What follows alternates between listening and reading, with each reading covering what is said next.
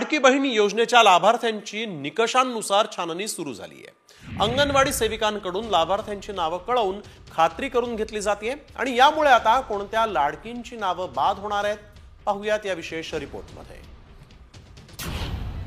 लाडक्या बहिणींना दे धक्का।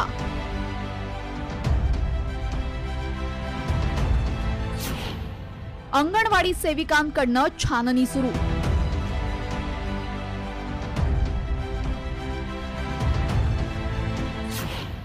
लाखो लाडक्या यादीतून बाद होणार।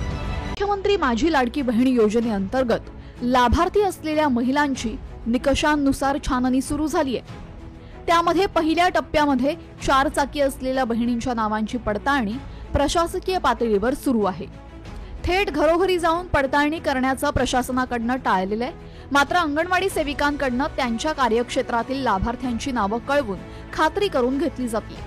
पुण्यात 4 चाकी असलेल्या बहिणींची संख्या सुमारे 75,000 आहे आणि या योजनेचा लाभ घेणाऱ्या लाभार्थी किंवा तिच्या कुटुंबियांच्या नावावर 4 चाकी असल्यास त्यांना मिळणारा लाभ बंद करण्याची प्रक्रिया सुरू झाली आहे। दरम्यान राज्यामध्ये अनेक ठिकाणी आता निकषात न बसणाऱ्या लाडक्या बहिणी स्वतःहून लाभ सोडतायत। आता लाभ सोडायचा असेल तर कुठे संपर्क कराल ते पाहूया।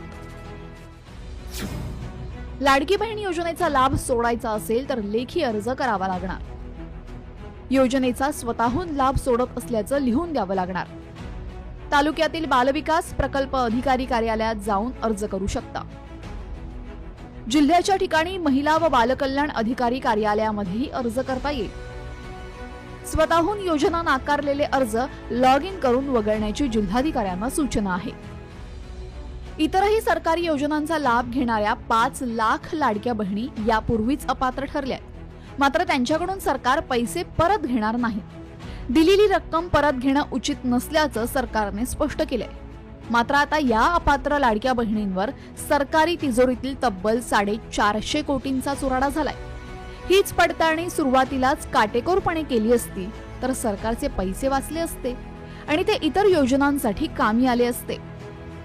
मात्र कुणालाही सरकारी तिजोरीची नव्हे तर निवडणुकीची चिंता होती।